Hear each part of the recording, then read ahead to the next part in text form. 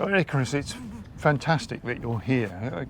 Can you explain to the audience, as it were, what you do and why you're here? Well, I'm here because Ocean Warrior provides a fantastic opportunity for marine science and oceanography. As we're all very aware, the Arctic is a vulnerable ecosystem. We know that the sea ice is melting rapidly. We know that this is making huge differences to the ecosystems of the Arctic, all the way from the bacteria and the plankton to the polar bears and the seabirds. And this is an area that is particularly undersampled. Ocean Warrior will be going into areas around the coasts of Greenland and up to Resolute Bay, areas there is a paucity of data in all aspects of the marine environment.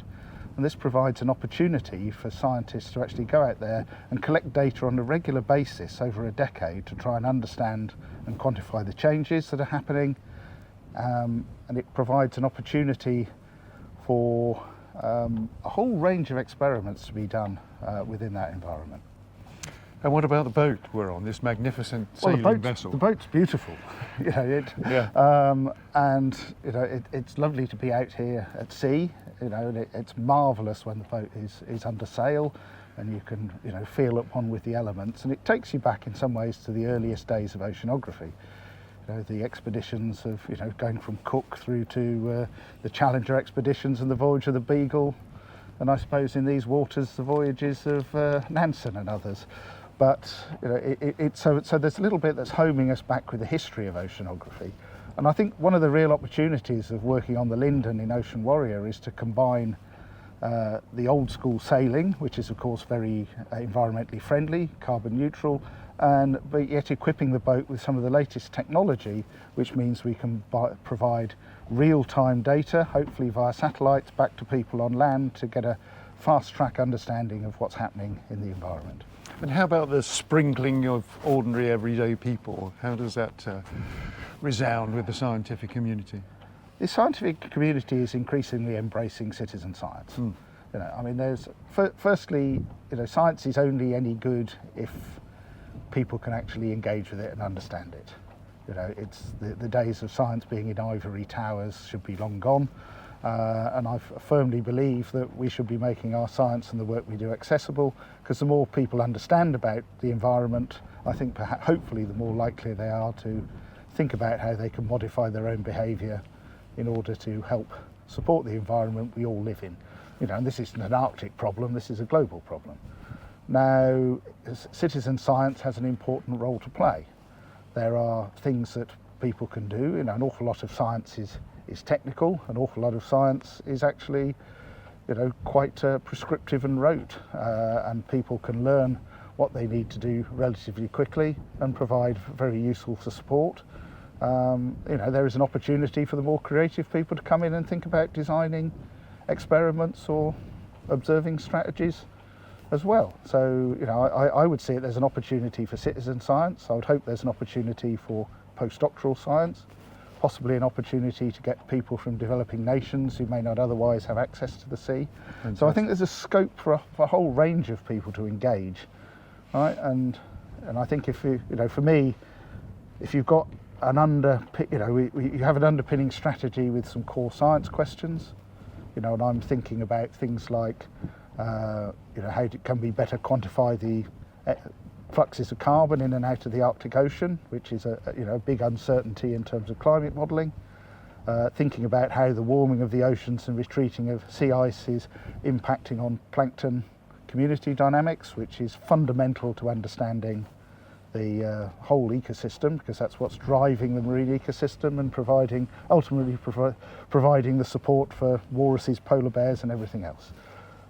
I think there's one of the other challenges up here is the use of satellites, which are very valuable in the summer, particularly the visible satellites, ocean colour and so on, when the lights are on. There is again a shortage of data in order to be able to calibrate those satellites, and Ocean Warrior again provides an opportunity to put state-of-the-art instrumentation on the boat to help actually get much better synoptic understanding in the short term and the long-term trends of change in the Arctic environment. So I mean, it's rife with opportunity. Fantastic. What about I started life in a scientific role. What about the immediacy of what we may be able to deliver, as opposed to, I know research starts at one end and, it's 18 months or so, if you're lucky, to get the papers and the publications out. What about the immediacy? Well, is there an opportunity for that here? Yeah, well, I think there are different scales of which you can do things. The first thing is, making sure where possible you can transfer the data back into fair open access databases so people can use it as quickly as possible. Interim reports and things can be produced for the public. Peer review scientific publication is a process, and as you rightly say, will take probably 12 to 18 months, 2 years. You also have to bear in mind that there are sort of different length scales of sampling. You can do a sort of first cut season and get an understanding of the system for a year or two, and then there is also, when you get to the sort of 10-year period, then you can really go back and look at what's evolved. So that one of the advantages of longer term sampling is that increasingly you can look at the longer time periods. So I think there's lots of things to do. I think it's really important that the engagement with the general public, for want of a better word, is done right from the start, and we get people to understand what we're doing and what we're seeing and what differences we're making. And then I think there's an opportunity here to look at the ecosystems from the carbon cycle and plankton through to looking at seabirds and cetaceans. And you're head of Plymouth Marine Laboratory. Yes. How do you see the relationship growing? Well, it fits in with a lot of the strategy. PML has a long history of sustained ocean observations. We've been running the Atlantic Meridional Transect Program, the AMT, for over 30 years.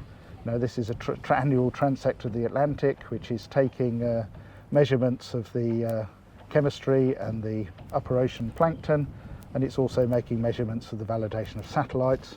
And indeed, it's made a major contribution to the, providing the data to validate both European and American ocean colour satellites.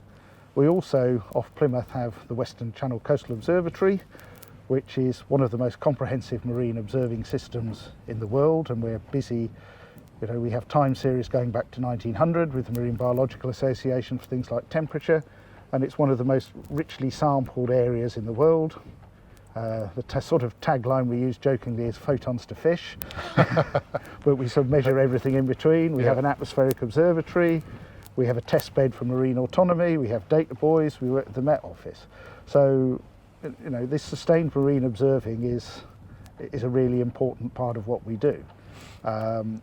We are interested, I think, very much in looking at how we can use autonomous systems to understand the surface ocean and the interface with the atmosphere. So Ocean Warrior really fits ideally into that. The Linden provides us with a platform which we can instrument and allows us to make state-of-the-art measurements, and also in doing so will provide a background of information that other scientists with other interests could come on board and use that as a reference for the work they want to do or any experiments they wish to do. Yeah, fantastic. Finally for the moment, Yes. Should we, be able to detect change over that 10-year period? Should we be able to point the finger and say, hang on, something's happening here that is good, or something that, obviously we're going to pick up all sorts of bad things, but should we be able to detect change that we've created over 10 years, do you think? Over 10 years, I think you're probably getting to the timescales in an area of particularly where you're getting rapid change, that you should be able to see some indications of rapid change and hopefully anthropogenic signals.